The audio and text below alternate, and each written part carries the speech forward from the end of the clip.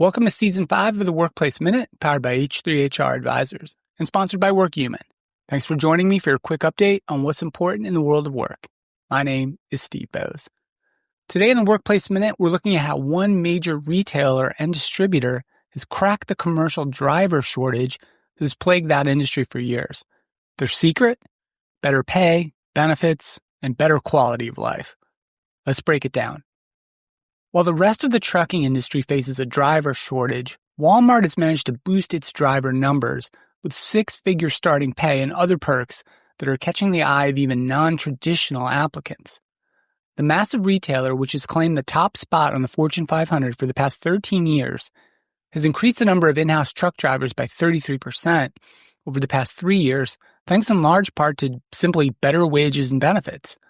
In 2022, it boosted drivers' starting pay to around $115,000 annually, and that's up from an average salary of $87,000.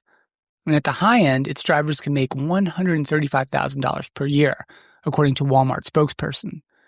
The 2024 median pay for heavy and tractor-trailer truck drivers was only about $57,000 per year, and that's according to the Bureau of Labor Statistics. Apart from a pay increase, Walmart also uses technology that allows for more reliable schedules for the drivers compared to other companies. While some drivers in the trucking industry are away for weeks at a time, Walmart gives its drivers consecutive days off from work and assigns them to regional delivery territories that allows them to be home every week, a Walmart spokesman told Fortune magazine. So these perks, along with the better-than-average pay, have increasingly helped the company expand its pool of drivers and then include more women. Just 9.5% of truck drivers in the U.S. are women as of 2024, according to the Women in Trucking Index. That's compared to an estimated 18% of drivers at Walmart, according to a study by the workforce intelligence company Revelio Labs. Through a 12-week training program that helps store associates transition into trucking jobs, Walmart has also increased its number of women drivers. And around 1,000 people have gone through this program, representing about half of the company's new women drivers. So possibly due to these efforts, Walmart has a 5 percentage point oversupply of truck drivers compared to its demand for the drivers. Walmart's efforts to bring in more drivers, including those with less experience, is pivotal as the broader trucking industry still faces a driver shortage. It's expected to bring a shortfall of almost 160,000 drivers by 2028, according to analysis done by the American Trucking Association. And the broader category of U.S. retail currently faces a shortfall of drivers, and demand for drivers exceeds supply by 7 percentage points.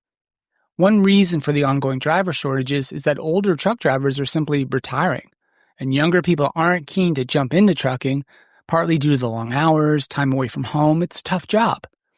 A 1,000-person survey from the heavy-duty truck parts company Find It Parts found that a quarter of Americans would simply not become truck drivers no matter what pay they were offered.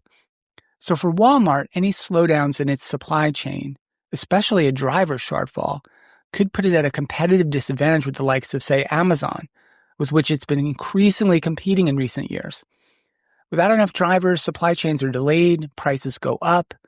Finding and retaining drivers is of the utmost importance for companies like Walmart. Trucking companies need more drivers, and they'll have to attract them from non-traditional cohorts. The experience of Walmart's success with recruiting and training truck drivers in this challenging environment reminds us once again that the fundamental elements of the employer value proposition are what ultimately matter to workers. Fair to better than market pay rates, modern technology applied to help make the jobs less stressful, and attention to the importance of life outside of work. In a tight labor market, organizations can't afford to treat workers that they're dispensable and temporary. And when organizations think more broadly about their potential talent pools, they can often tap into talented workers that have been traditionally left behind or simply ignored. These are great examples and lessons for all HR and people leaders to take with us into the new year. Thanks so much for listening today, and a big thank you to WorkHuman for supporting the Workplace Minute. If this episode made you think about how your organization can improve your employer value proposition, please share it with a colleague. I'm Steve Boese, and this has been the Workplace Minute from H3HR Advisors.